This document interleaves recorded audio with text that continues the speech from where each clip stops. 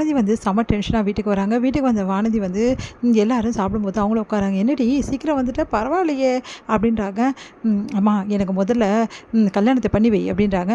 கல்யாணத்தை தாண்டி அதான் சொல்லிட்டாங்கல்ல சேரன் வந்து அவங்க அவங்க அண்ணனுக்கு கல்யாணம் பண்ணோன்னே சேரனுக்கு அதுக்கப்புறம் வந்து ஒன்றை தான் பண்ணிக்கிறேன்னு சொன்னால பாண்டியன் கல்யாணம் அப்படி சொல்கிறாங்க. அம்மா சொல்கிறாங்க எனக்கு பாண்டியன் மாப்பிள்ளை வேணாம்மா வேறு மாப்பிள்ளை பாரு அப்படின்னு ஒன்று அதிர்ச்சி அடைகிறாங்க. இல்லை நீ என்னடி சொல்கிற ரொம்ப தான் ஓவராக போகுது அந்த குடும்பம் என்ன தான் நினச்சிட்டு இருக்காங்க. பார்த்து நான் வேலை செஞ்சு என்னையை குறை சொல்கிறாங்க. அவங்க என்னை இஷ்டத்துக்கு பேசுகிறாங்க. இதுக்கப்புறம் அந்த குடும்பமே எனக்கு தேவை கிடையாதுமா. என்னை வந்து உயர்வாக நினைக்கிற குடும்பம் தான் எனக்கு தேவை. அதனால் எனக்கு நல்ல பையனாக பார்த்து வை, நான் உடனே கல்யாணம் பண்ணிக்கிறேன். என்ன இவ இப்படி சொல்கிறா அப்படி சொல்லிட்டு அதிர்ச்சி அடைகிற அவங்க குடும்பத்தில் எல்லாத்தையும் இதை கேட்டு அவங்க அண்ணன் வந்து ரொம்ப சந்தோஷப்படுறாரு. அம்மா அவள் சொல்கிறதோட சூட்டா மாப்பிள்ளையை பார்க்க ஆரம்பிச்சிடுறேன். டே இருடா ஒரு விஷயம் நடமா. இல்லைம்மா இப்போ வானதி மனசு மாறக்கூடாது, அதுக்காக நான் சீக்கிரமாக மாப்பிள்ளையை பார்த்துறேன் அப்படின்னு சொல்லிட்டு இருக்காரு. பாண்டியன் அதுக்கப்புறம் பல்லவன் எல்லாரும் எப்படி அவங்க ஒத்துக்கிறதுக்கு சான்ஸே இல்லையா அப்படி சொல்லிட்டு பேசிகிட்டு இருக்காங்க. அப்போ வந்து நிலா வந்து அமைதியாக இருக்காங்க.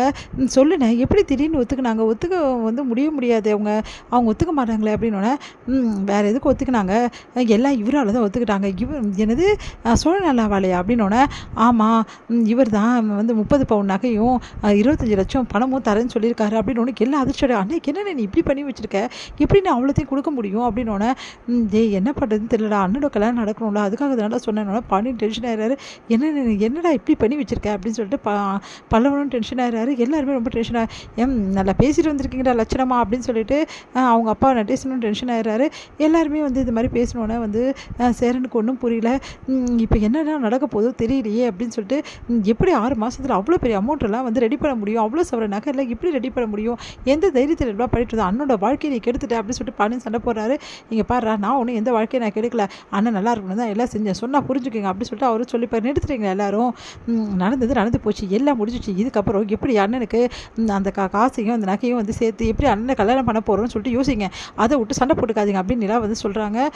இங்கே வந்து என்ன பண்ணுறாங்க யோசனையாக இருக்காங்க. பாண்டியன் என்ன பண்ணுறதுன்னு தெரியாமல் இங்கே சரி ஃபோன் பண்ணி பார்க்கலான்னு சொல்லிட்டு வானதிக்கு வந்து கால் பண்ணுறாரு. ஆனால் வானதி வந்து ஃபோனை பார்த்துட்டு ஓ எனக்கு ஃபோன் பண்ணுறீங்க, உங்ககிட்டலாம் பேசுறதுக்கு நான் தயாராகவே இல்லை சொல்லிட்டு ஃபோனை கட் பண்ணி விடுறாங்க.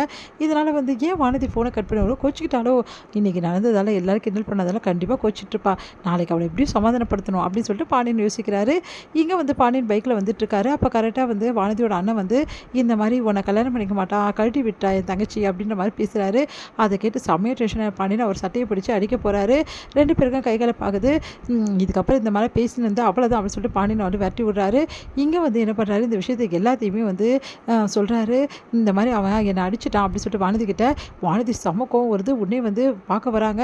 என்ன நினச்சிட்டு இருக்கோம் மனசில், யார்கிட்ட வேணாலும் உன்னோட ரவுடி இந்த காட்டில் நினச்சிட்டு இருக்கேன், என் அண்ணனை எதுக்காக அடிச்ச, உன் அண்ணன் போய் சொல்லின்னு தெரியும், அதனால தான் அவன் ஒன்றும் போய் சொல்ல உண்மையை தான் சொன்னான், நான் தான் வேறு மாப்பிள்ளை பார்க்க சொல்லியிருக்கேன் அப்படின்னு ஒன்று எதுக்காக இப்படிலாம் பண்ணிகிட்ருக்க, என்ன காரணமும் இல்லாமல் எதுக்காக நமக்குள்ளே எந்த சண்டையில்லை உனக்கு தெரியுமா, நேற்று என்னை எப்படிலாம் எல்லோரும் சேர்ந்து கலாச்சிக்க, நீ அமைதியாக தானே இந்த என்ன வேணாலும் பேசலாம் நினச்சிட்டு இருக்கீங்களா, நான் அதுக்காக தான் வேறு மாப்பிள்ளையை பார்த்து நான் கல்யாணம் பண்ணிக்க போகிறேன், உன்னை கல்யாணம் பண்ண மாட்டேன், இப்போ என்னை கல்யாணம் மாட்டேன் அவ்வளோதானே, சரி நீ கல்யாணம் பண்ணிக்கோ, யார் வேணாலும் கல்யாணம் பண்ணிக்கோ அப்படின்னு ஒன்று அப்படியே பார்த்து முறைக்கிறாங்க. ஓ அந்தளவாயிடுச்சா, நான் பண்ணி காட்டுறேன் பாரு அப்படின்னு சொல்லிட்டு போகிறாங்க வானதி. உடனே வந்து மனசு கஷ்டத்தோடு அப்படியே வந்து பாண்டியன் யோசிக்கிறாரு, இப்போ ஏன் இப்படி இருக்கா அப்படின்னு சொல்லிட்டு. அடுத்து வந்து இதே கஷ்டத்தோடு வீட்டில் உட்காந்துருக்காரு. அப்போ என்னடா ஆச்சு, ஏன்டா இப்படி இருக்க அப்படின்னோடனே ஒன்றும் இல்லை அப்படின்றாங்க. ஒன்று சோழன் வந்து அவன் ஏன் இப்படி இருக்கான்னு எனக்கு நல்லாவே தெரியும், ஏன்னா அவனுக்கும் வானதிக்கும் சண்டை, வானதி கல்யாணம் பண்ணிக்கிறேன் வேறு இடத்துல கல்யாணம் பண்ணிக்கிறேன்னு சொல்கிறான். இந்த விஷயம் யார் சொன்னது, எல்லாம் உங்ககிட்ட வேலை செய்கிறான்ல அவர் தான் சொன்னார் எனக்கு அப்படின்னோடனே என்ன ஆச்சு அப்படின்னு சொல்லிட்டு கேட்குறாரு. நம்ம வந்து எல்லாருமே சேர்ந்து சேரன் எல்லாருமே சேர்ந்து வேணாம் நான் விட்டுனேன், அந்த வானதி எனக்கு தேவையில்லை, அவள் கூட என்னால் அழவும் முடியல, அவள் வீட்டுக்கு வந்து டார்ச்சர் பண்ணுறது பத்தாதுன்னு இப்போ வேறு மாதிரி டார்ச்சர் பண்ணுறா, ஐயோ என்னால் அவளை சமாளிக்கவே முடியல, அதுதானே உண்மை, நான் அப்போவே சொன்னேன்ல வானதி வேணாம் உனக்குன்னு சொல்லிட்டு கேட்டியா, விட்றா அவளே போனது நல்லதாக நினச்சிக்கோ அப்படி சொல்கிறாரு. ஏங்க என்ன பேசுகிறீங்க நீங்கள், பாண்டியனோட மனசு புரிஞ்சுக்காமல் இப்படி பேசிட்டு இருக்கீங்க அப்படின்லாம் சொல்கிறாங்க.